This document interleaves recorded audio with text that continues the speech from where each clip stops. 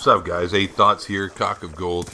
And I wanted to ask and talk about today on whether or not the world is getting worse or if the world is getting better. Or if maybe it hasn't changed at all. I don't know. Maybe we're always just being a bunch of bastards to each other. But I think personally that the world is actually getting better and that the media itself is to blame for the perception of things getting worse.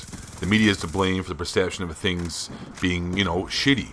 Because for those of you who do not know, the media's job, regardless of what we want to believe it or not, is to make money. That's what they're there for. That's what CNN exists for. They're a TV channel, newsprint. They're there to sell advertising. They're there to make money. Same as with CNN. Their job is to sell advertising. And for them, it's in the best business when shit goes wrong that they can televise it, like this Newport, Connecticut tragedy. This is probably making CNN and news agencies around the world billions of dollars. Well, maybe not billions. Actually, I don't know. Maybe billions. I'm not a mathematical genius when it comes to in advertising with national broadcasting corporations. But, they could be making millions of dollars. They're making a fortune, man, because sensationalism and exciting and pumping up things. Like when there's a war, shit, man, these news agencies must make $1 trillion because, quite frankly, people are drawn and they want to know and they like the information to find out what's happening with the latest and newest crazy shit that's been going on. And this Newtown, Connecticut, exactly, is a horrible tragedy. But at the same time, these tragedies, I don't know, obviously people have been walking into schools and shooting people in the faces and killing all these little sons of kids and murdering these teachers and whatnot, which is a horrible, horrible situation that occurred. But through our history of time, horrible, horrible situations have been occurring and will occur because there always are assholes out there. There's always motherfuckers and there's always psychos and there's people who are mentally ill who are going to inflict pain and punishment and death and tragedy on innocent people. And that's my point, though, is that these news agencies, though, probably pump it up a lot. And everything in this world, way the world is now with the internet, and everyone's got cell phones, and everyone's got access that you can find out pretty much within minutes of something happening in God knows Timbuktu out in the middle of a goddamn Sahara desert.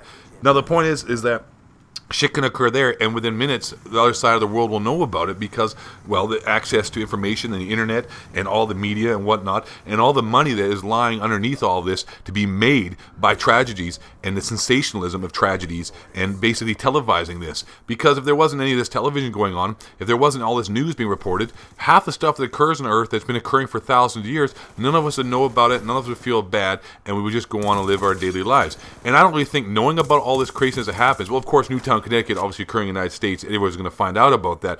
But all the other stuff that's happening in the world, maybe it's not good to know. Maybe ignorance is bliss. Maybe it's just better to, be more worried and more concerned about the area in which you live in and the things that are occurring there and the people that you actually know and the people that actually have an impact on your life, and not about people that will never meet and you'll never know about, and if they live or die in a year from now or 6 months or 5 months from now or maybe even a day or two from now, you'll forget about them, but yet you get the perception burnt into your mind because this media sensationalism of all these tragedies, not talking about Newtown, Connecticut, but just anything in general that occurs that will make good headlines and make money by selling advertising and getting people to watch their show.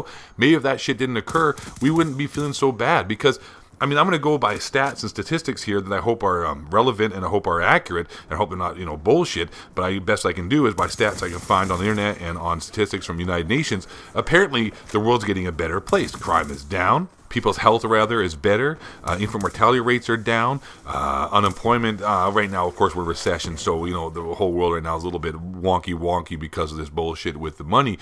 But, besides that situation occurring, everything all together is pretty much better. We're living longer, we're living healthier, we have better lives, but also at the same time, maybe things are worse in the sense of just the way we actually live our daily lives. Perhaps our health is better. Perhaps, our access to fresh water and food and shelter is better.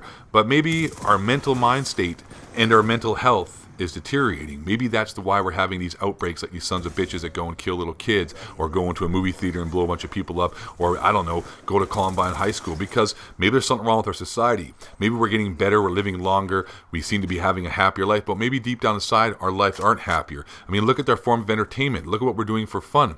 Look at the the expansion of our cities. Look at the destruction of our natural habitat. Look at the destruction of our night sky. We can't see stars anymore when you're living in cities. That's an important aspect. Because the Harvard School of Medicine did a study recently where they were trying to find what actually makes people happy. Where is it that they find, enlightenment or self-awareness or a sense of well-being. And they found that people who interacted and participated in nature, who went hiking, who were actually outdoors a lot, away from cities, maybe in the ocean, those people seem to have a higher wear and a higher sense of well-being and a higher sense of happiness. Because quite frankly, I think that's where it's at, man. I think we need to get away from all this technology and this entertainment of internet and video games all the time, and we need to get back to where it really is all about, and that's being outside in nature. It's being outside with, I guess, the fucking Mother Nature. I mean, it's not like a goddamn hippie, trippy, smoking mad joints walking around in a flower fucking suit, Burning Man in the goddamn desert of Las Vegas, Nevada. But the fact is, man, is that it really needs to be that way. I think we're getting so preoccupied as well by work and about money and about the monetization and trying to goddamn be successful that we lose focus, and I think the stress is getting to people.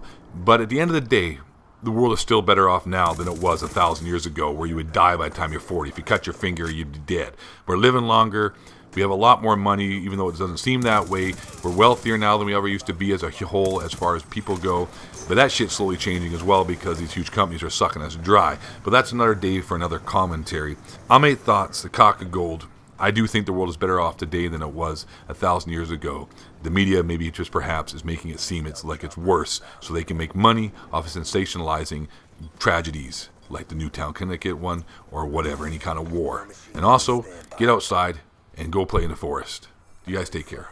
It's a man with a golden voice.